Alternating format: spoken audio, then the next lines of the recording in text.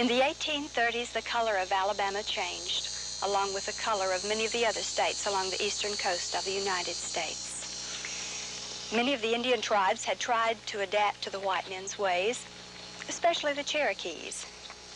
They had started to build schools and roads and churches, and we've already talked about Sequoyah and his alphabet.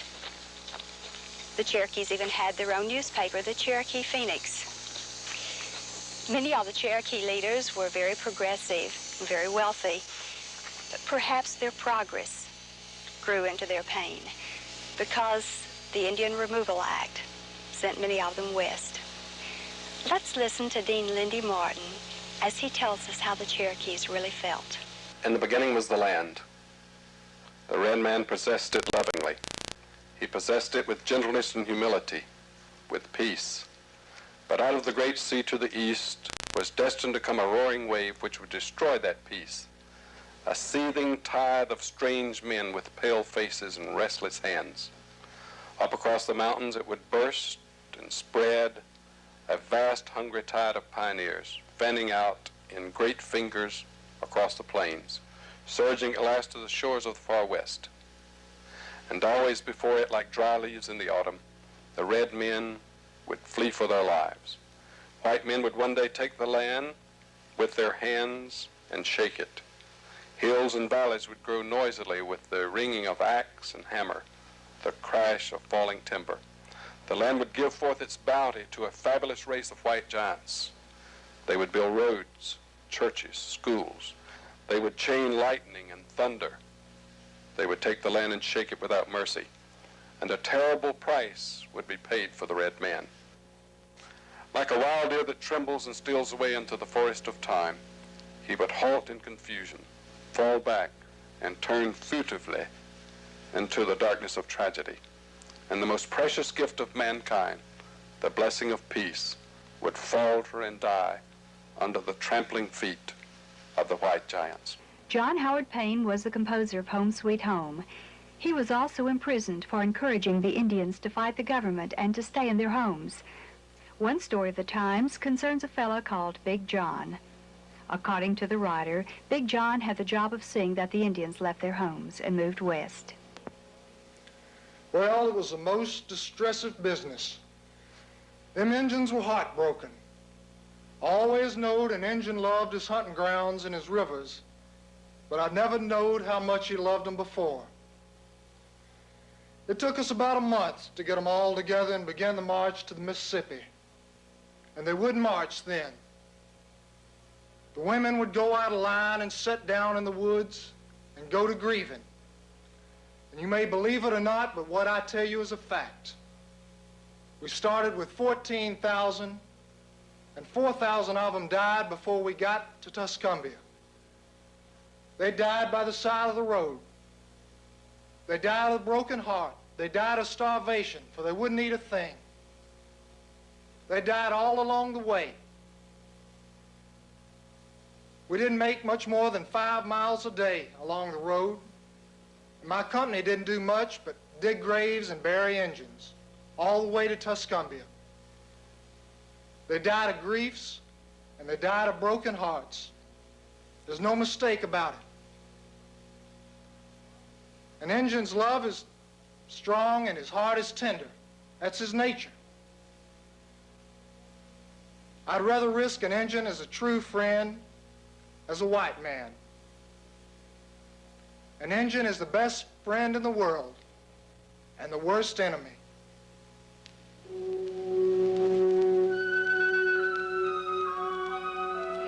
The Indians lived by nature. They felt a kinship with all of creation. They felt the creatures in the world that God had made were to be held sacred. They killed animals out of need, not for sport.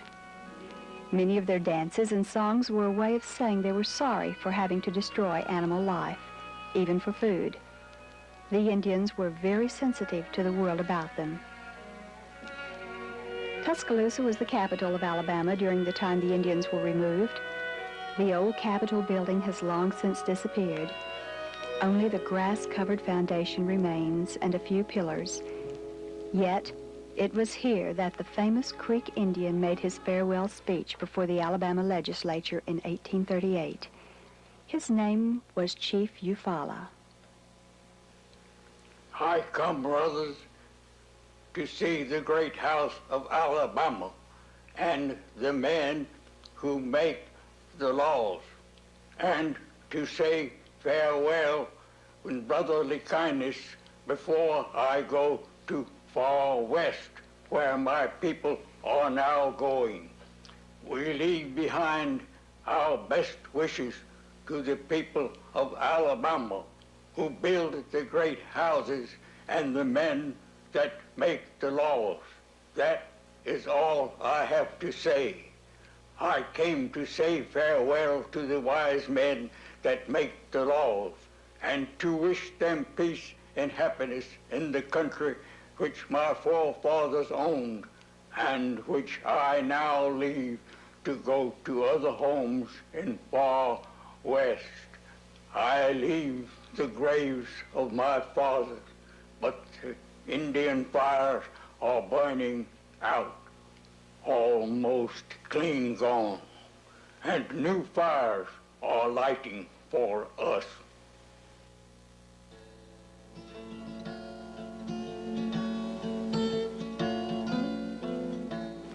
The white man's progress meant the Indians' pain.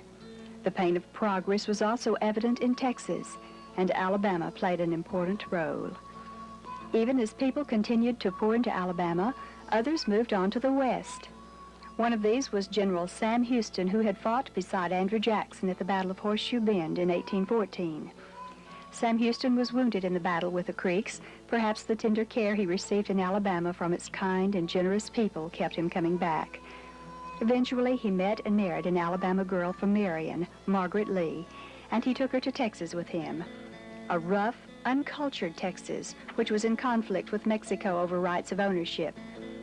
During this time, Sam Houston was a leader in Texas and well respected. No doubt, he was one of many others in Texas at that time with some Alabama connection. For in 1835, during the fight for Texas independence, Alabamians joined forces and went to Texas to fight. A group that we well remember came from Cortland, Alabama. They called themselves the Cortland Red Rovers. Dr. Shackelford, a local doctor, organized the group of volunteers from Cortland. Their wives, mothers, and friends all joined together to make them bright red uniforms, and they went to Texas to help their Texas friends defeat the Mexican armies. Unfortunately, they were captured. Tricked into thinking they would be released, almost all of them were killed at Goliad by the Mexicans.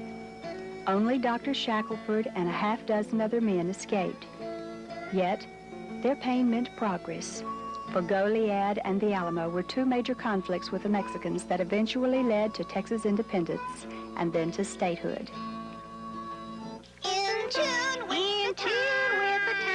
I wanna be in tune with the time. Whatever's in a grunt or a rattle or a boom or a bong, a ding or a zing or a robin song, a chime or a rhyme or a fa-la-la, a toot or a whistle or a cha-cha-cha. In tune with the time. I wanna be in tune with the time. Archaic, mosaic, or covered with a roof, or painted, or hated, or just a spoof, a poem, a fable, or a book of prose. Whatever's in the arts, so the whole world goes in tune with the time. I wanna be in tune with the time. Whatever's in morning, night, or noon, I wanna be in tune with the time.